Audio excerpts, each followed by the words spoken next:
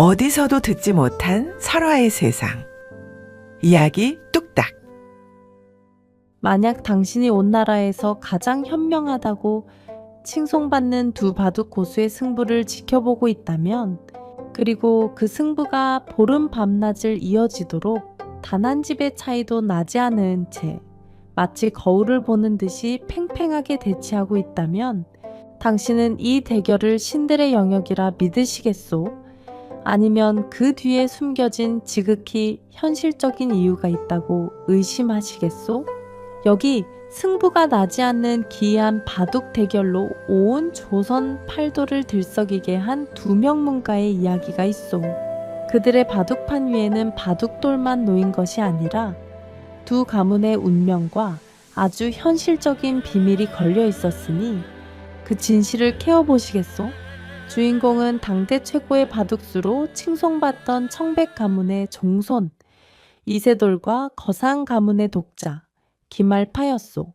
이세돌의 가문은 3대째 청렴한 선비로 이름을 떨쳤소. 할아버지는 황해도 관찰사를 지내며 단 한 푼의 뇌물도 받지 않아 청백리라는 칭호를 받았고, 아버지는 홍문관 교리로 재직하며 수많은 제자를 길러낸 학자였소. 이세돌 또한 25의 젊은 나이에 진사시에 장원급제하고, 바둑에 있어서는 궁중의 기사들조차 그의 상대가 되지 못할 정도였소. 반면 김알파의 집안은 대대로 전국의 포목전, 미곡전, 어물전을 운영하는 거상이었소. 조부 때부터 청나라와의 무역로를 개척하여 막대한 부를 쌓았고, 아버지 대에 이르러서는 전국 팔도에 지점을 둔 거대 상단의 주인이 되었소. 김알파는 어려서부터 주판화를 굴리고 장부를 정리하며 자랐지만 28배 나이에 이미 아버지의 사업을 능가하는 안목을 보였소. 특히 그의 바둑 실력은 장사치라는 신분을 무색하게 할 만큼 뛰어나 돈을 세다 바둑돌을 세게 되었다는 우스갯소리가 나돌 정도였소. 이 두 집안을 잇는 혼사는 뜻밖의 인연으로 시작되었소. 이세돌에게는 외동딸이 하나 있었으니 바로 소혜라는 이름의 아리따운 처자였소. 소혜는 아버지에게 바둑을 배워 여자로서는 드물게 바둑에 능했고, 시와 그림에도 조예가 깊어 한양의 규수들 사이에서 명성이 자자했소. 반면 김알팩에는 홍의를 훌쩍 넘긴 누이 동생 김연화가 있었소. 연화는 오빠 못지않게 사업 수완이 뛰어났지만 재물에 밝은 상인의 딸이라는 이유로 양반께서는 혼처를 꺼렸소. 지난해 가을 남대문 밖 시전에서 우연히 마주친 소혜와 연화는 포목전에서 같은 비단을 두고 다투다가 오히려 의기투합하게 되었소. 아씨께서는 청백 가문의 따님이신데 이런 시끌벅적한 시장에 어인일로 오셨습니까? 연화가 호기심 가득한 눈으로 물었소. 집안이 청렴하니 살림이 넉넉지 못해 친정어머니의 혼수 비단이 낡아 새로 장만하려고 왔습니다. 아씨께서는 소혜가 솔직하게 대답하자 연화가 껄껄 웃었소. 우리 집은 돈은 많은데 명분이 없어. 이 좋은 비단을 살 수는 있어도 떳떳하게 혼수로 장만할 신랑감이 없습니다. 차라리 우리 두 집안이 손을 잡으면 어떻겠습니까? 두 여인은 그날 이후 몰래 자주 만났고 급기야 양가의 혼사를 성사시키자는 대담한 계획을 세웠소. 소혜여의 아버지 이세돌과 연화의 오빠 김알파를 맺어주자는 것이었소. 물론 이세돌은 과부였고 김알파는 총각이었으니 나이 차이가 있었지만 조선에서 재혼이 드문 일도 아니었고 두 사람 모두 바둑을 좋아한다는 공통점이 있었소. 아버님은 학문과 바둑만 하시고 살림살이는 쥐 한 마리 죽일 힘도 없으시니 부유한 장가를 들면 좋지 않겠습니까? 소혜가 아버지를 설득했소. 오라버니는 돈은 많지만 양반가와의 연줄이 없어 늘 답답해 하셨습니다. 청백 가문과 혼이 나면 상권도 넓어지고 체면도 살 수 있지 않겠습니까? 연화가 오빠를 설득했소. 두 집안의 어른들은 처음에는 난색을 표했지만 결국 중매쟁이를 통해 혼담이 오가기 시작했소. 그러나 문제가 생겼으니 양가 모두 자존심이 있어 선뜻 혼사를 받아들이기 어려웠던 것이오. 이세돌 가문에서는 말했소. 우리가 아무리 가난해도 3대 청백리 가문인데 어찌 장사치 지방과 혼인을 한단 말이오? 기말파 가문에서도 맞받았소. 우리가 아무리 양반이 필요해도 과부를 며느리로 들이는 것은 채통에 어긋나는 일 아니오. 결국 양가의 체면을 모두 살리는 묘안이 나왔으니 바로 이세돌과 기말파가 직접 바둑 대결을 펼쳐 이긴 쪽이 혼사의 주도권을 잡는다는 것이었소. 이세돌이 이기면 기말파 가문에서 후한 예물과 함께 정중하게 청혼을 하고 기말파가 이기면 이세돌 가문에서 기꺼이 혼사를 받아들인다는 조건이었소. 바둑으로 정하자니 둘 다 고수라 승부가 쉽게 나지 않을 텐데 중매쟁이가 걱정하자 양가 모두 고개를 끄덕였소. 그래야 체면이 서는 것 아니겠소? 승부가 쉽게 나면 진 쪽의 자존심이 상할 것이오. 3월 초하룻 날 한양에서도 가장 번화한 종로 내거리 근처의 큰 객사에서 대결이 시작되었소. 소문을 들은 양반부터 상인, 백성들까지 구름처럼 몰려들어 객사마당은 발 디딜 틈이 없었소. 이세돌이 먼저 도착하여 자리에 앉았소. 그는 깨끗하게 빨아 풀을 먹인 백색 도포를 입고 머리에는 갓을 단정히 썼으며 허리에는 상가로 만든 부채를 차고 있었소. 그의 수염은 턱 밑까지 길게 내려와 있었는데 가끔씩 바람에 흔들리는 모습이 마치 신성 같았소. 저것 보게. 이세돌 어른의 풍채가 예사롭지 않아. 저런 분이 바둑을 두면 속세의 승부가 아니라 도를 논하는 것이라네. 구경꾼들이 수군거렸소. 이윽고 기말파가 나타났소. 그는 화려한 비단 두루마기를 입었는데 옷감의 광택이 하도 좋아 햇빛에 반짝거렸소. 허리춤에는 비단 주머니를 차고 있었는데 걸음을 옮길 때마다 짤랑짤랑 은자 부딪히는 소리가 났소. 저 사람이 기말파라는 거상의 아들인가? 옷 한 벌 값이 쌀백 서면 되겠군. 돈 냄새가 여기까지 풍기는구만. 기말파가 자리에 앉자 중재자로 나선 전직관찰사 홍판서가 대국의 규칙을 설명했소. 두 분의 대결은 천하가 주목하는 바요. 선우는 추첨으로 정하고 시간 제한은 없으며 집을 가장 많이 점한 쪽이 이기는 것으로 하겠소. 부디 정정당당한 승부를 기대하오. 추첨 결과 이세돌이 백돌을 기말파가 흑돌을 잡았소. 기말파가 첫 돌을 1,000원, 즉 바둑판 한가운데에 놓자 구경꾼들 사이에서 탄성이 터졌소. 오, 1,000원의 첫 수를 놓다니 범상치 않은걸? 저것은 하늘을 보고 바둑을 둔다는 뜻이라네. 대단한 기계로다. 그러나 이세돌은 미동도 하지 않고 차분하게 우상귀의 백돌을 놓았소. 그의 수법은 안정적이고 정확했소. 기말파가 다음 수를 좌귀에 놓자 이세돌은 좌상귀에 대응했소. 두 사람의 수는 정석을 정확하게 따르고 있었소. 대결이 시작된 지 사흘이 지났소. 두 사람은 밤을 새워가며 바둑을 두었고 중간중간 차와 간단한 음식만 들었소. 구경꾼들은 교대로 자리를 지키며 두 고수의 한 수 한 수를 지켜봤소. 참으로 묘한 대결이로다. 이세돌 어른이 공격하면 기말파가 정확히 수비하고 기말파가 틈을 노리면 이세돌 어른이 막아내는구나. 마치 두 사람이 같은 스승에게 배운 것처럼 수법이 비슷하네. 그러나 나흘째가 되자 더욱 기이한 현상이 벌어졌소. 기말파가 우하귀에서 모양을 잡으면 이세돌은 정확히 대칭되는 좌하귀에서 똑같은 모양을 만들었소. 이세돌이 중앙에서 세력을 펼치면 기말파는 그와 정확히 균형을 이루는 위치에 돌을 놓았소. 닷새째 구경꾼들 사이에서 수군거림이 커졌소. 이상하네. 어째서 단 한 집의 차이도 나지 않는가? 혹시 두 사람이 미리 짜고 치는 것은 아닐까? 홍판서가 나서서 진정시켰소. 조용히들 하시오. 두 분은 조선 제일의 바둑 고수들이시오. 서로의 실력이 완벽하게 맞아떨어지는 것이니 의심하지 마시오. 그러나 엿새째, 일곱째가 되어도 상황은 변하지 않았소. 바둑판의 형세는 마치 두 개의 거울이 서로를 비추는 듯 흑과 백이 정확하게 균형을 이루고 있었소. 홍판서조차 고개를 가우뚱거렸소. 내가 평생 바둑을 봐왔지만 이런 대결은 처음이로다.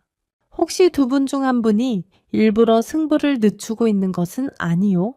그러나 두 사람 모두 진지한 표정으로 대국에 임하고 있었소. 객사 구석진 곳에서 두 여인이 대국을 지켜보고 있었소. 바로 소혜와 연화였소. 두 사람은 남장을 하고 얼굴을 가린 채 몰래 구경을 왔던 것이오. 저거 보세요, 언니. 제 아버님의 수염 끝이 자꾸 떨리고 있어요. 소혜가 연화의 소매를 잡아당기며 속삭였소. 정말이네요. 우리 오라버니는 계속 주변을 두리번거리고 있고요. 연화가 고개를 끄덕이며 대답했소. 소혜는 아버지를 어려서부터 지켜본 터라 아버지의 버릇을 잘 알고 있었소.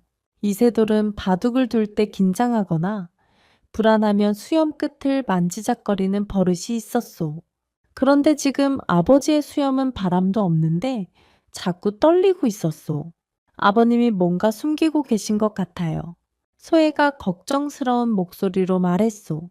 반면 연화는 오빠의 행동이 이상하다고 느꼈소. 김알파는 바둑돌을 놓을 때마다 이세돌의 얼굴을 유심히 관찰하고 있었소. 바둑판이 아니라 사람을 보고 있는 것이었소. 오라버니는 바둑을 두는 게 아니라 장사를 하고 있는 것 같네요. 연화가 피식 웃으며 말했소. 무슨 뜻이에요? 오라버니는 항상 말씀하셨어요. 장사의 핵심은 물건이 아니라 사람을 읽는 것이라고요. 지금 오라버니는 바둑판이 아니라 아버님을 읽고 있는 거예요. 두 여인은 점점 불안해졌소. 이 대결이 단순한 바둑 승부가 아니라는 것을 느끼기 시작한 것이오. 밤이 되자 김알파는 자신의 신복 하인인 득소애를 불렀소. 득소애는 김알파를 어려서부터 보필한 충직한 종으로 눈썰미가 빠르고 입이 무거워 주인의 은밀한 일을 많이 맡았소. 득소애야 이리 오너라? 예, 도련님. 내일부터 네가 할 일이 있다. 이세돌 어른이 바둑돌을 놓을 때마다 그분의 수염 움직임을 자세히 관찰하여라. 수염이 왼쪽으로 떨리는지, 오른쪽으로 떨리는지, 아니면 가만히 있는지, 그리고 그때 놓은 바둑돌의 위치를 모두 기록하여라. 예? 수염을요? 득소애가 황당해하자 김알파가 미소 지었소. 사람의 몸은 거짓말을 하지 못한다. 아무리 얼굴 표정을 감춰도 몸의 작은 떨림은 속마음을 드러내는 법이지. 내가 보기에 이세돌 어른은 바둑을 둘 때마다 수염이 떨리고 있어. 그 떨림의 패턴을 찾아내면 그분이 숨기고 있는 것을 알아낼 수 있을 게다. 도련님, 그런데 왜 이세돌 어른이 뭔가를 숨기고 계신다고 생각하시는 겁니까? 열흘이 다 되도록 승부가 나지 않는다는 것은 비정상이야. 나도 바둑을 좀 아는 사람인데 이세돌 어른의 실력이 나보다 월등히 뛰어나면 이미 승부가 났어야 해. 그런데 그분은 나를 이기지도 지지도 않으려고 애쓰고 있어. 무언가 승부를 피하고 싶은 이유가 있는 거야. 득소에는 주인의 통찰력에 감탄하며 고개를 끄덕였소. 알겠습니다, 도련님. 내일부터 눈 크게 뜨고 지켜보겠습니다. 같은 시각 이세돌도 혼자만의 시간을 갖고 있었소. 그는 객사의 작은 방에서 촛불을 켜고 장부를 들여다보고 있었소. 그 장부에는 빼곡하게 숫자가 적혀 있었는데 모두 빚의 내역이었소. 하늘이시여, 이를 어쩌면 좋단 말입니까? 이세돌이 한숨을 쉬며 고개를 떨었소. 사실 이세돌의 가문은 겉으로만 청백리였소. 할아버지가 관찰사를 지내며 청렴한 이름을 떨쳤던 것은 사실이지만 그 대가로 가문의 재산은 바닥이 났소. 아버지는 학자로 명성을 얻었지만 책만 읽고 살림살이에는 전혀 관심이 없었소. 이세돌이 가문을 물려받았을 때 남은 것은 청렴한 명성뿐이었소. 그는 진사시에 급제했지만 벼슬길에 나가지 못하고 집에서 제자들을 가르치며 근근히 살았소. 아내가 일찍 세상을 떠난 후 딸 소혜를 홀로 키우며 생활은 더욱 어려워졌소. 그러던 어느 날 이세돌은 우연히 남산기슭의 사랑방에서 열리는 바둑 내기판에 끼게 되었소. 처음에는 한 판만이라는 생각으로 시작했지만 이기면 돈을 벌 수 있다는 생각에 점점 빠져들었소. 오늘만 이기면 소혜의 혼수를 마련할 수 있다. 이번 판만 이기면 밀린 쌀값을 갚을 수 있다. 그러나 도박판은 무서운 것이었소. 이길 때도 있었지만 질 때가 더 많았소. 그리고 진 돈을 만회하려고 더 큰 판에 끼다 보니 어느새 빚이 눈덩이처럼 불어났소. 더욱 큰 문제는 그 도박판을 운영하는 사람들이 바로 이세돌의 먼 친척들이었다는 것이오. 그들은 청백 가문이라는 간판을 내걸고 양반들을 모아 은밀한 도박장을 운영하고 있었소. 이세돌은 결국 그들의 꼭두각시가 되어 명성을 이용해 다른 양반들을 도박판으로 끌어들이는 역할까지 하게 되었소. 만약 이 사실이 세상에 알려지면 우리 가문은 영원히 회복할 수 없을 것이다. 이세돌은 그래서 이번 혼사가 절실했소. 기말파 가문의 재력으로 빚을 갚고 도박장 운영자들과의 관계도 끊을 수 있다고 생각했던 것이오. 그러나 만약 이 대결에서 지면 기말파 가문에서 혼사를 거절할 것이고 빚쟁이들은 이세돌의 비밀을 세상에 폭로할 것이었소. 이기지도 지지도 말아야 한다. 최대한 승부를 늦춰서 기말파가 먼저 지쳐 물러나기를 기다리는 수밖에 이세돌은 그런 비겁한 전략을 세우고 있었던 것이오. 열흘째가 되자 구경꾼들의 열기는 오히려 더욱 뜨거워졌소. 전국 각지에서 사람들이 몰려들어 객사 주변은 그야말로 장터를 방불케 했소. 과연 오늘은 승부가 날까? 글쎄 벌써 열흘인데 여전히 막상막하일세. 두 분이 모두 지치신 게 아닐까? 얼굴이 많이 야위셨어. 실제로 이세돌과 기말파 모두 피곤한 기색이 역력했소. 이세돌의 눈 밑에는 다크서클이 좀 짙게 드리워졌고 기말파의 손도 가끔 떨렸소. 그러나 둘 다 대국을 멈추지 않았소. 이세돌은 승부를 피하기 위해, 기말파는 상대의 비밀을 캐내기 위해 득소애가 밤마다 기말팩에 보고를 올렸소. 도련님, 오늘도 기록해왔습니다. 이세돌 어른의 수염 움직임을 보면 특정한 패턴이 있는 것 같습니다. 말해보거라. 우상귀 쪽에 돌을 놓으실 때는 수염이 왼쪽으로 떨리고 좌귀 쪽에 놓으실 때는 오른쪽으로 떨립니다. 그런데 중앙에 돌을 놓으실 때는 수염이 유난히 심하게 떨립니다. 기말파가 득소애가 가져온 기록을 찬찬히 살폈소. 그리고 천천히 고개를 끄덕였소. 이제 알겠구나. 이세돌 어른은 공격적인 수를 들 때마다 긴장하고 있어. 특히 중앙 싸움에서 그러하지. 이는 무엇을 의미하는가? 잘 모르겠습니다. 도련님, 이세돌 어른은 공격을 두려워하고 있다는 뜻이야. 공격하면 승부가 날 텐데 그분은 승부가 나는 것을 원하지 않는 거지. 왜일까? 이기는 것도 지는 것도 두려운 이유가 뭘까?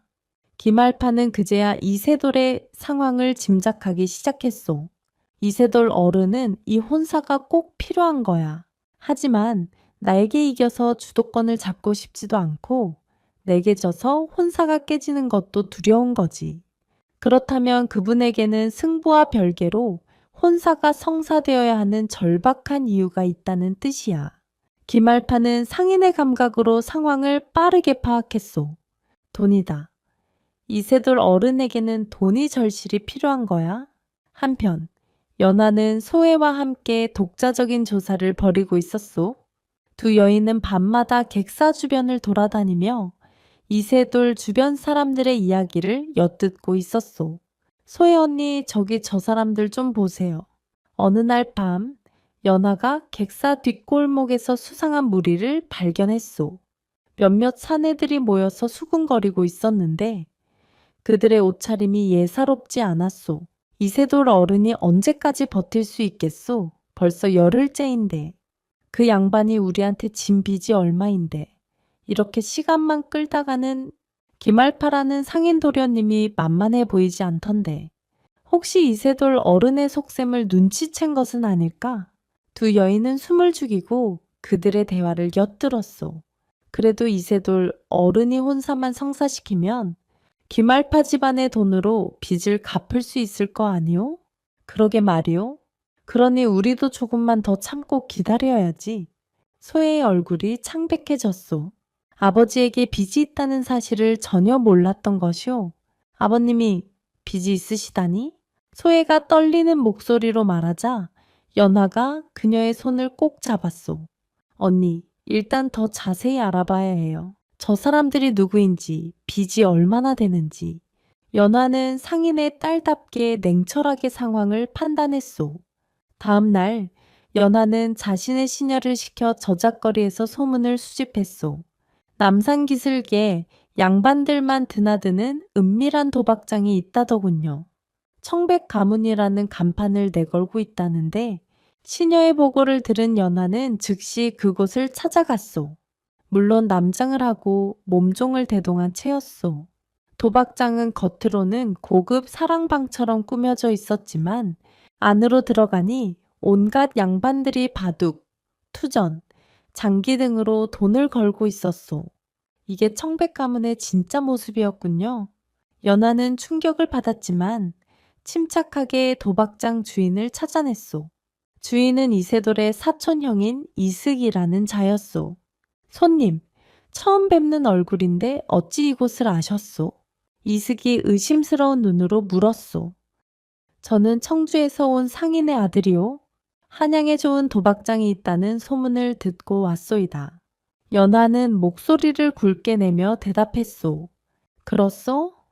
하하, 여기는 양반들만 드나드는 곳인데 뭐 돈만 있으면 상인도 환영이요.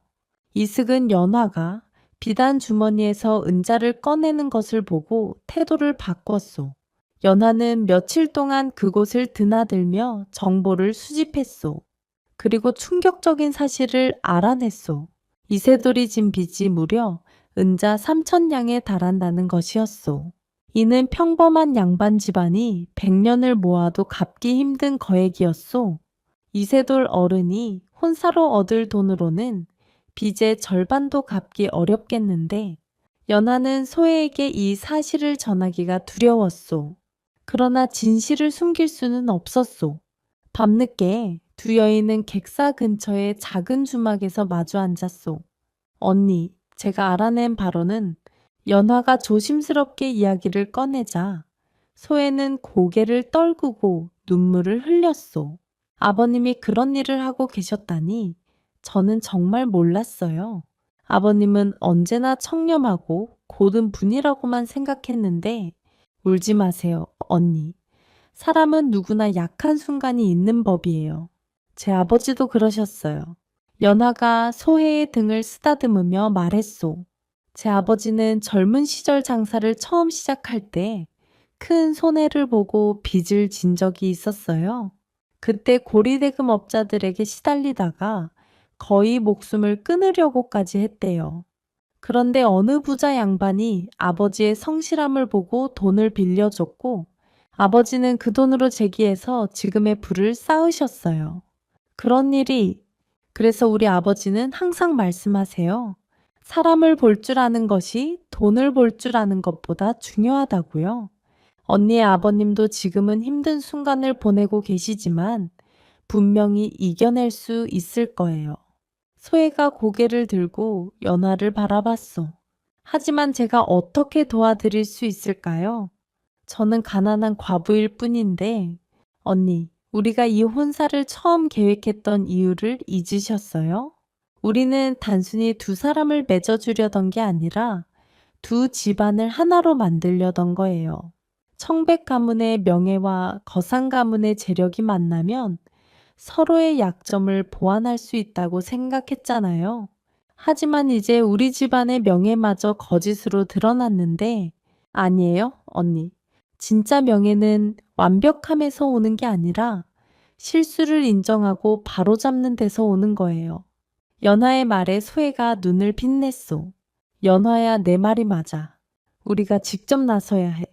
이 혼사를 성사시키되 거짓 위에 세워진 혼사가 아니라 진실 위에 세워진 혼사로 만들어야 해.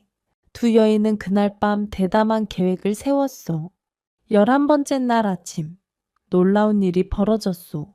바둑 대국이 한창 진행 중인데 갑자기 한 여인이 객사로 들어온 것이오. 잠깐!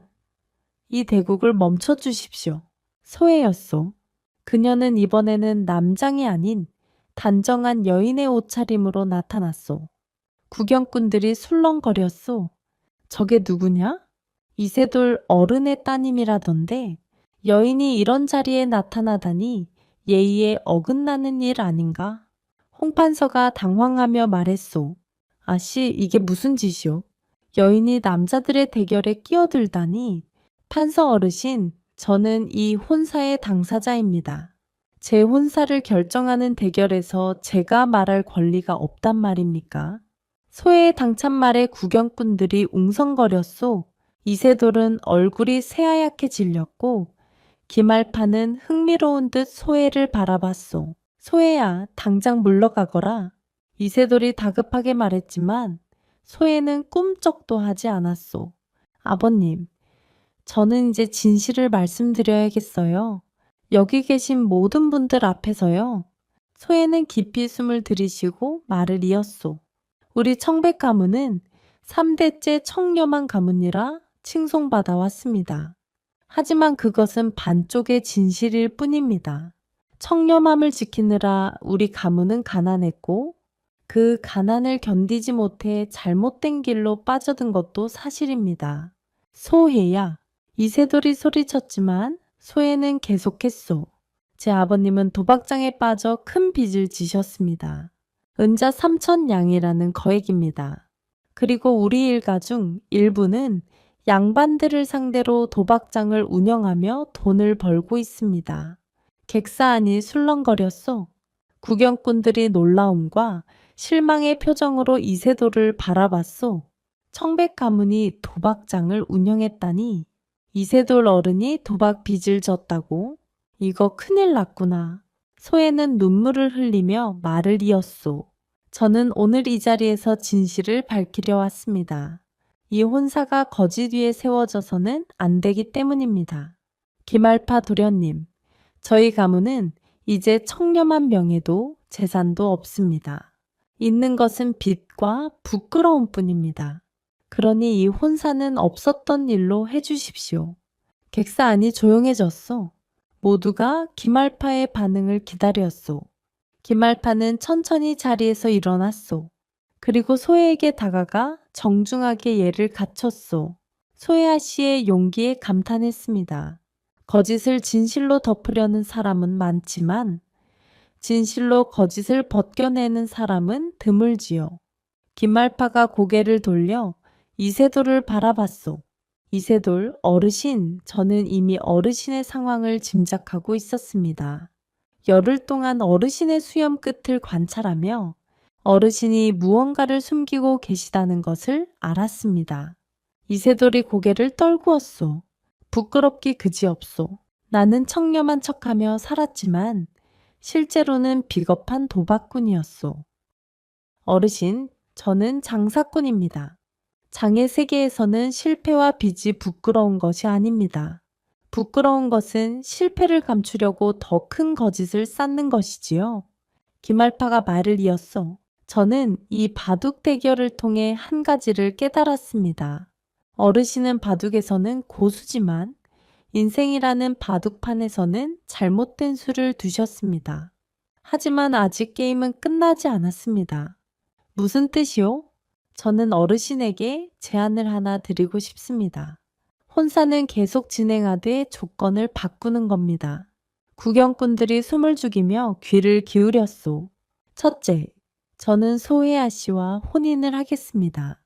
하지만 이것은 제가 이겨서가 아니라 소혜아 씨의 용기와 진실함에 감동했기 때문입니다.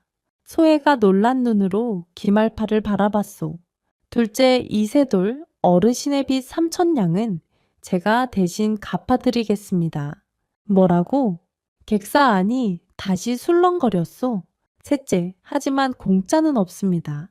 어르신께서는 앞으로 저희 상단의 고문이 되어주셔야 합니다. 고문이라니? 어르신이 운영하시던 도박장은 폐쇄해야 합니다. 하지만 그 도박장이 가진 전국적인 인맥과 정보망은 무척 가치 있습니다. 저는 그 네트워크를 합법적인 상업 네트워크로 바꾸고 싶습니다. 도박이 아닌 정보와 신용을 거래하는 네트워크로요. 기말파의 제안에 구경꾼들이 감탄했소.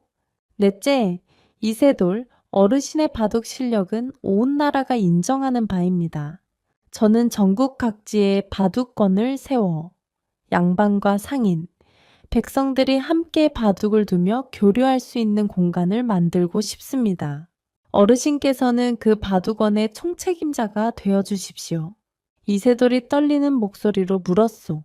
김도령, 내가 이토록 부끄러운 비밀을 가진 사람인데 왜 그런 제안을 하시는 것이오? 어르신, 저는 어려서부터 아버지에게 배웠습니다. 사람의 가치는 완벽함이 아니라 회복력에 있다고요. 어르신은 실수를 하셨습니다. 하지만 그 실수를 인정하고 바로잡을 용기가 있다면 어르신은 더욱 큰 사람이 될 수 있습니다. 바로 그때 또 한 명의 여인이 객사로 들어왔소. 바로 연화였소. 오라버니, 저도 한 말씀 드리겠어요? 연화가 당당하게 앞으로 나섰소. 아니 연화야, 너까지. 기말파가 당황했지만 연화는 웃으며 말했소. 오라버니, 오라버니는 이세돌 어르신께 좋은 제안을 하셨지만 정작 중요한 것을 빠뜨리셨어요. 무엇이냐? 바로 이세돌 어르신의 일가가 운영하는 도박장 말이에요. 오라버니는 그 네트워크만 가져가려 하셨지만 도박으로 고통받는 사람들은 어쩌려고 그러세요? 연화의 지적에 구경꾼들이 고개를 끄덕였소. 저는 이렇게 제안합니다. 도박장을 폐쇄하는 대신 그 장소를 신용조합으로 바꾸는 겁니다. 어려운 양반들이나 상인들이 합리적인 이자로 돈을 빌리고 서로 보증을 서주는 조합이요. 신용조합? 네. 도박으로 돈을 잃는 사람들을 만들 것이 아니라 정직한 사업으로 돈을 버는 사람들을 돕는 겁니다. 그리고 이세돌 어르신의 일가분들은 그 조합의 운영진이 되는 거예요. 도박장 운영 경험이 있으니 돈을 다루는 일은 익숙하실 테니까요. 기말파가 눈을 빛냈소. 연아야, 그거 참 좋은 생각이구나. 그리고 오라버니, 한 가지 더 있어요. 연아가 소혜를 바라보며 말했소. 소혜 언니와 오라버니의 혼인은 좋습니다. 하지만 저도 혼인을 하고 싶어요. 저는 이세돌 어르신의 제자 중 한 분과 혼인하고 싶어요. 이 말에 모두가 놀랐소. 특히 객사 구석에 서 있던 한 젊은 선비가 얼굴을 붉혔소.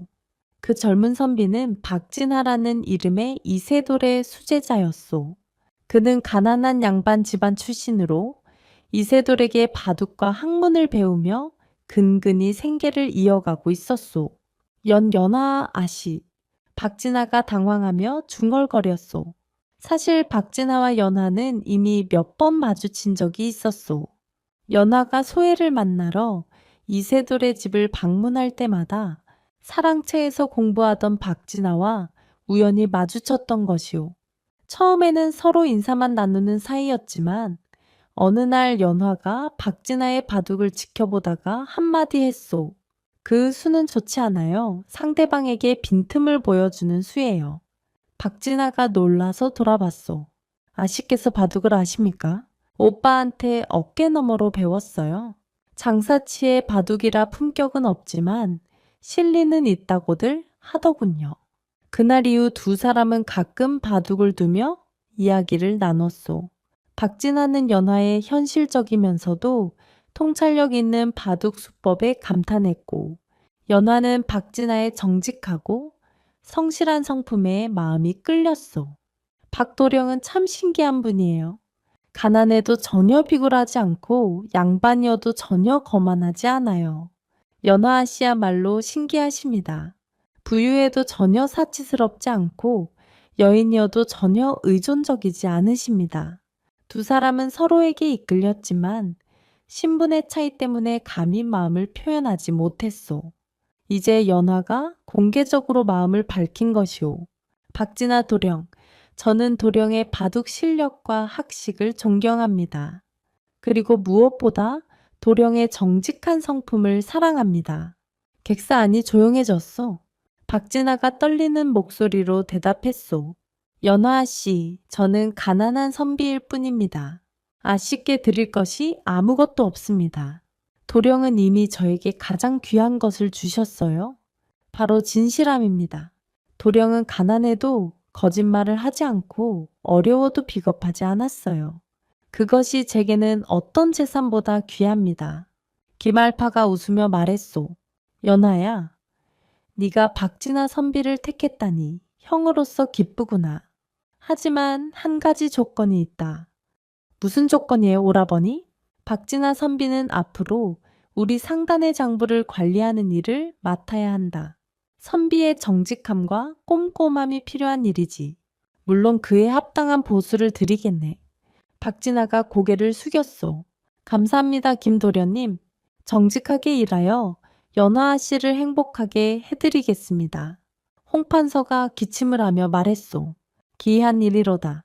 바둑 대결이 혼담으로 바뀌고 혼담이 사업 제안으로 바뀌고 이제는 두 쌍의 혼사가 성사되려 하는구나. 그런데 정작 이 바둑 승부는 어찌할 것이오? 김알파가 바둑판을 바라보며 말했소. 홍판서님, 이 바둑은 이미 끝났습니다. 무슨 뜻이오? 열흘 동안 저와 이세돌 어르신은 승부를 내지 않으려고 애썼습니다. 어르신은 승부가 나면 비밀이 드러날까 두려워하셨고 저는 어르신의 비밀을 캐내려고 일부러 시간을 끌었습니다. 구경꾼들이 탄성을 질렀소. 그러니 이 바둑은 애초부터 진정한 대결이 아니었습니다. 우리는 바둑돌이 아니라 서로의 속마음을 두고 있었던 것이지요. 김알파가 바둑판에 백돌 하나를 들어올렸소. 하지만 이제 진실이 밝혀졌으니 진정한 승부를 낼 수 있습니다. 이세돌 어르신 다시 시작하시겠습니까? 이세돌이 고개를 저었소. 아니요, 김도령. 나는 이미 졌소. 바둑에서가 아니라 인생에서 말이오. 도령은 나의 약점을 알면서도 그것을 악용하지 않고 오히려 나를 일으켜 세워주려 하시니 이것이야말로 진정한 승리가 아니겠소. 이세돌이 바둑판 위에 흑돌 하나를 들어올려 김말팩에 건넸소. 이 돌을 도령께 드리오. 이것은 패배의 상징이 아니라 새로운 시작의 상징이오. 김알파가 그 돌을 받아들고 자신의 백돌과 함께 바둑판 중앙에 나란히 놓았소.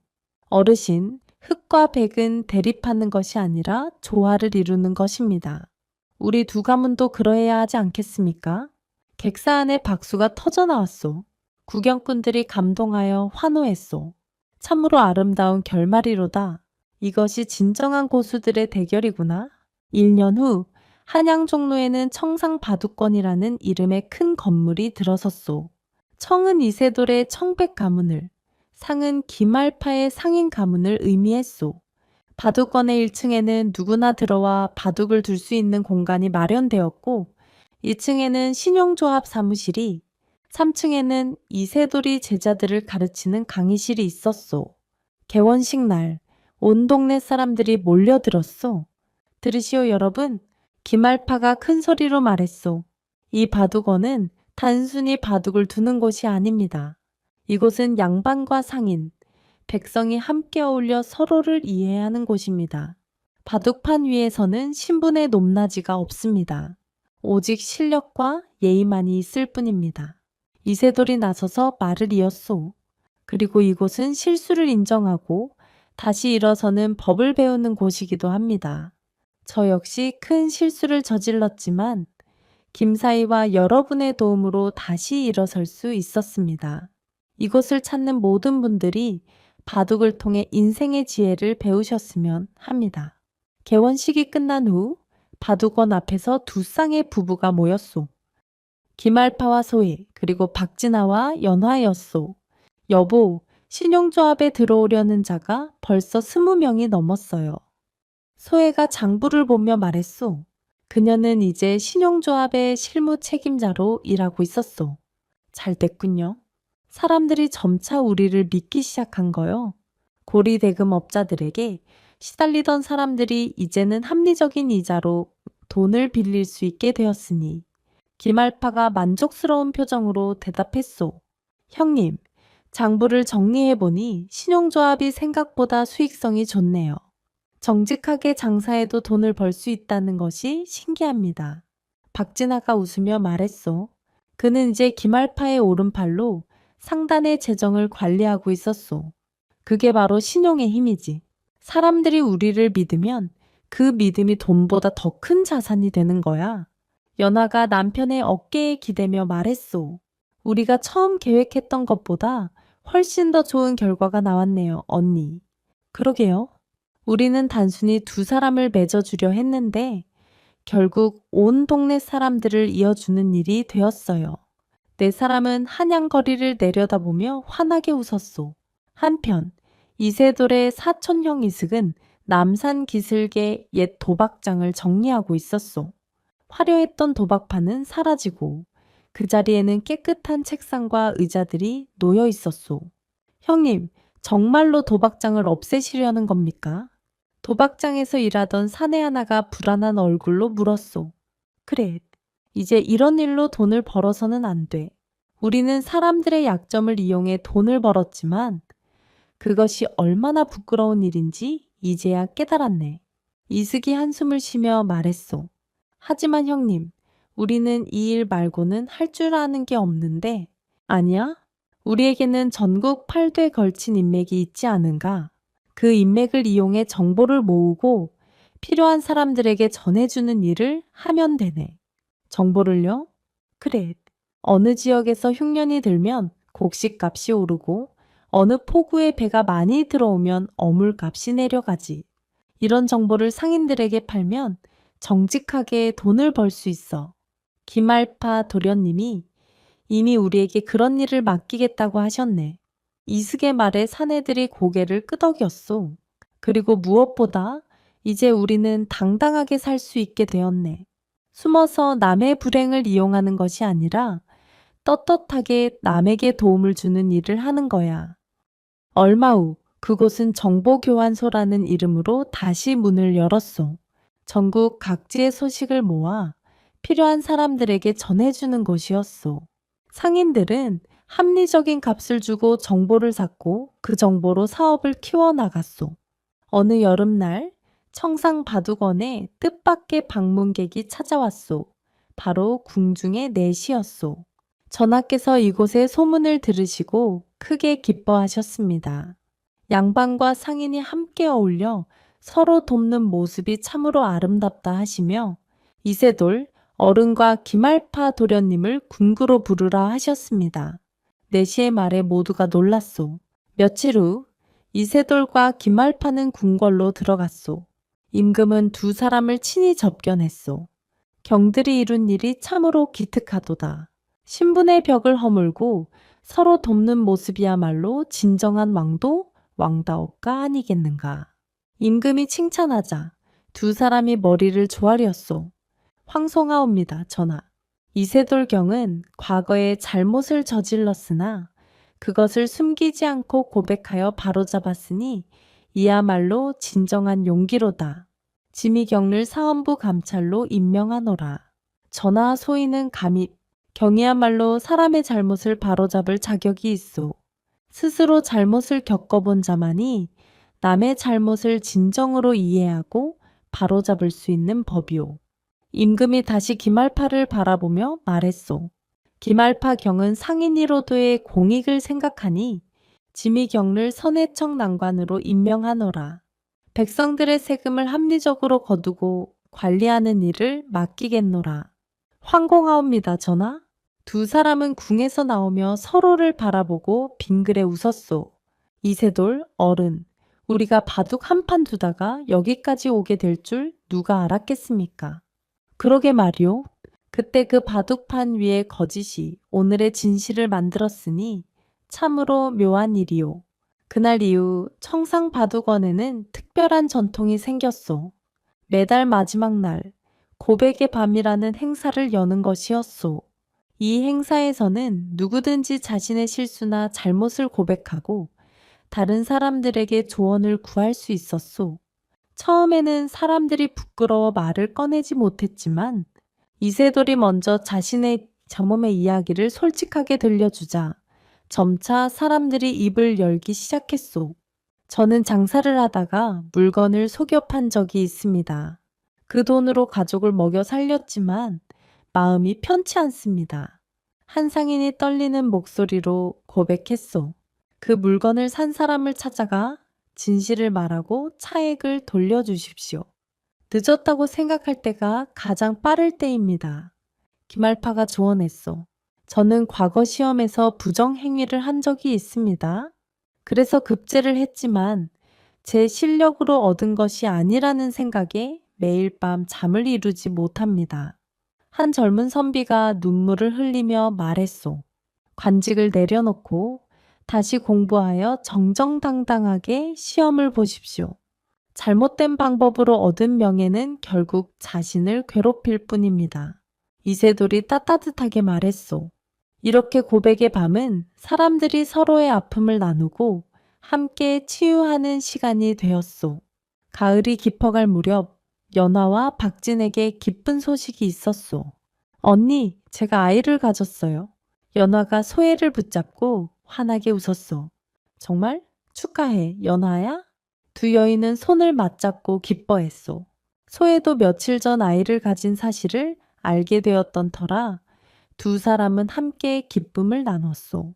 우리 아이들이 태어나면 신분이 아니라 사람됨으로 사람을 대하는 법을 가르쳐줘야 해요. 맞아요, 언니.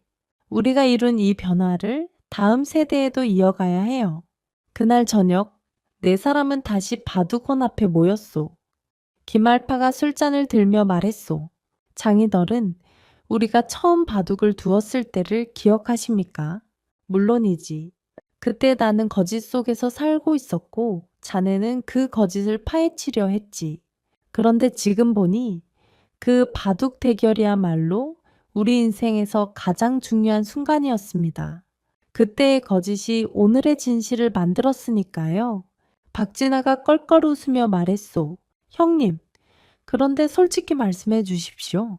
그때 정말로 이세돌 어르신의 수염 끝을 관찰하고 계셨던 겁니까? 물론이지. 득소혜에게 시켜 기록까지 했다네. 하하, 형님은 역시 장사꾼이십니다. 바둑을 두면서도 장사를 하셨으니. 네 사람이 함께 웃었어. 그때 이세돌이 진지한 표정으로 말했소. 사위, 자네에게 고맙네. 자네가 나의 약점을 알고도 그것을 무기로 삼지 않고 오히려 나를 일으켜 세워주었네. 그 덕분에 나는 다시 사람다운 삶을 살 수 있게 되었네. 장인어른, 저는 장사를 하며 배웠습니다. 사람을 무너뜨려서 얻는 이익은 한순간이지만 사람을 일으켜 세워서 얻는 이익은 평생 간다는 것을요. 소혜가 남편의 손을 꼭 잡으며 말했소. 여보, 당신은 바둑판 위에서는 졌지만 인생이라는 더 큰 바둑판에서는 이겼어요. 아니요, 부인. 나는 이긴 것이 아니라 우리 모두가 함께 이긴 것이요. 그로부터 1년 후 청상바둑원에서는 특별한 행사가 열렸소. 바로 이세돌과 김알파의 재대결이었소. 어른들, 지난번 대결은 진정한 승부가 아니었습니다. 이번에는 정말로 실력을 겨루시는 것이 어떻습니까? 홍판서가 제안했소. 좋습니다. 하지만 이번에는 내기가 아니라 즐거움을 위한 바둑이어야겠지요. 이세돌이 웃으며 말했소. 물론입니다. 승부보다 중요한 것은 과정을 즐기는 것이니까요. 김알파도 동의했소. 대결이 시작되었소. 이번에는 두 사람 모두 어떤 꾀에도 부리지 않고 순수하게 바둑을 즐겼소. 구경꾼들도 승부에 목을 매는 대신 아름다운 수들을 감상하며 감탄했소. 저 수를 보게 참으로 묘하도다. 두 분이 서로를 존중하며 바둑을 두시니 보는 사람도 기분이 좋아지네. 대결은 하루 만에 끝났소. 김알파가 석점 차이로 이겼소. 장인어른, 이번에는 제가 진정으로 이겼습니다. 허허, 사위가 나이 들수록 실력이 늘어가니 이 장인은 자랑스럽기만 하네. 두 사람은 서로 포옹하며 웃었소. 5년 후 청상바둑원은 전국 8도에 지점을 두게 되었소. 각 지점마다 바둑을 가르치고 신용조합을 운영하며 정보를 교환하는 공간이 마련되었소. 이세돌은 사원부 감찰로서 탐관오리들을 바로잡는 일에 힘쓰며 동시에 바둑원의 정신적 지주 역할을 했소.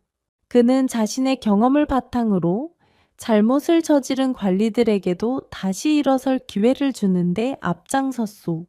김알파는 선해청 난관으로서 세금 제도를 개혁하여 백성들의 부담을 줄이고 나라의 재정을 튼튼하게 만들었소.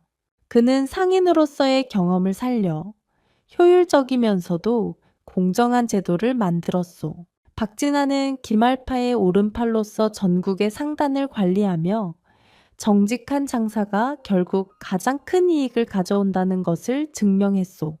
소혜와 연화는 각각 두 아들을 낳았소. 네 아이들은 함께 자라며 신분의 차이 없이 형제처럼 지냈소. 어느 날 두 집안이 함께 모여 식사를 하는 자리에서 가장 큰 아이가 물었소. 할아버지와 아버지는 바둑으로 처음 만나셨다면서요? 누가 이겼어요? 아이의 질문에 이세돌과 김알파가 서로를 바라보며 웃었소. 글쎄 누가 이겼을까? 우리 둘 다 이긴 것 같기도 하고 둘 다 진 것 같기도 하구나. 그게 무슨 말이에요? 바둑판 위에서는 네 아버지가 이겼단다. 하지만 인생이라는 더 큰 바둑판에서는 우리 모두가 이겼지. 여전히 무슨 말인지 모르겠어요. 아이가 고개를 갸웃거리자 소혜가 부드럽게 설명했소. 얘야, 진정한 승리는 상대를 이기는 것이 아니라 함께 더 나은 사람이 되는 것이란다. 내 할아버지와 아버지는 바둑을 통해 서로의 약점을 알았지만 그 약점으로 상대를 무너뜨리는 대신 함께 일어섰단다. 그래서 우리 모두가 행복하게 살 수 있게 된 거야. 연하와가 덧붙였어. 아이가 고개를 끄덕이며 말했소. 그럼 저도 커서 할아버지, 아버지처럼 될래요? 사람을 이기는 것이 아니라 사람과 함께 이기는 사람이요. 그 말에 모두가 환하게 웃었소. 창밖으로는 저녁 노을이 아름답게 물들고 있었소. 청상바둑권의 큰 간판이 노을빛에 반짝이며 마치 새로운 시대가 열리고 있음을 알리는 듯 했소. 이리하여 거짓으로 시작된 바둑 대결은 진실로 끝났고 그 진실은 두 가문뿐 아니라 온 나라에 새로운 희망을 가져다 주었소. 사람들은 이 이야기를 청상바둑담이라 부르며 대대로 전하여 명분과 진리, 진실과 용서, 그리고 함께 이루는 승리의 의미를 되새기게 되었답니다. 그럼 여기까지.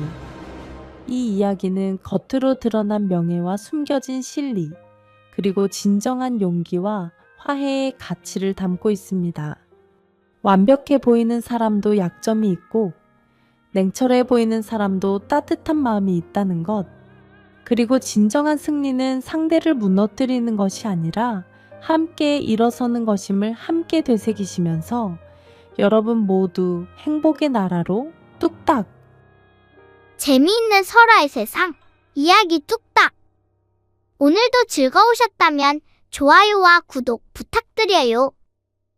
그럼 다음 시간에 또 만나요.